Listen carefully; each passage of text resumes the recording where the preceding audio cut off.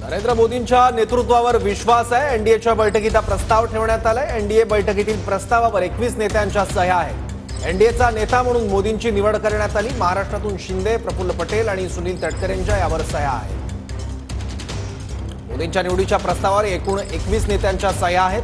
त्यामध्ये महाराष्ट्रातील सुनील तटकरे, प्रफुल्ल पटेल आणि एकनाथ शिंदे यांचाही समावेश आहे। एनडीएचे नेते म्हणून पंतप्रधान मोदींची निवड झालेली आहे। त्यामुळे पंतप्रधान पदाचा मार्ग आता मोकळा झालेला आहे पंतप्रधान मोदींसाठी।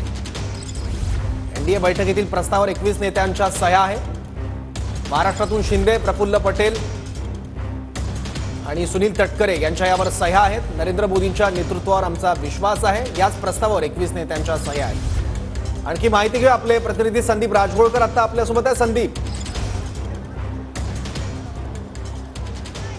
अगदी खरं तर सौरभ, हा प्रस्ताव महत्त्वपूर्ण म्हणावा लागेल की एनडीएच्या बैठकीमध्ये जी काही चर्चा झाली होती त्यानुसार हा प्रस्ताव तयार करण्यात आलेला आहे। देशातल्या 140 कोटी जनतेनं आमच्यावर विश्वास ठेवला, त्या विश्वासाला पात्र आम्ही नक्कीच ठरवू आणि आत्तापर्यंतचा जो भारताचा काही इतिहास आहे तो भारताचा इतिहास जपत आम्ही यापुढेही कामगिरी करू असं खरं तर त्यामध्ये लिहिण्यात आलेलं आहे। त्याचबरोबर मोदींच्या नेतृत्वाखालचं जे एनडीए सरकार असणार आहे ते गरीब भारतातले असतील, महिला, युवक, शेतकरी असतील, शोषित, वंचित, पीडित यांच्यासाठी म्हणजे त्यांच्यासाठी किंवा त्यांची सेवा करण्यासाठी आम्ही कटिबद्ध आहोत अशा पद्धतीचा देखील आशय या प्रस्तावामध्ये देण्यात आलेला आहे। आणि हा प्रस्ताव एकमतानं खरं तर संमत झालेला आहे। दुसरं महत्त्वाचं, एकूण 21 जणांनी या प्रस्ताव म्हणजे पंतप्रधान नरेंद्र मोदी यांची देखील सही त्याच्यावर आहे आणि उर्वरित 20 सह्या देखील त्यामध्ये आहेत। यामध्ये महाराष्ट्राचा जर विचार केला तर 3 नेत्यांनी या प्रस्तावाला मान्यता दिलेली आहे। सुनील तटकरे, प्रफुल्ल पटेल आणि मुख्यमंत्री एकनाथ शिंदे यांची नावं या प्रस्तावाच्या खाली म्हणजे जी काही 21 जणांची यादी करण्यात आली आहे त्यामध्ये अभिनेता पवन कल्याणचं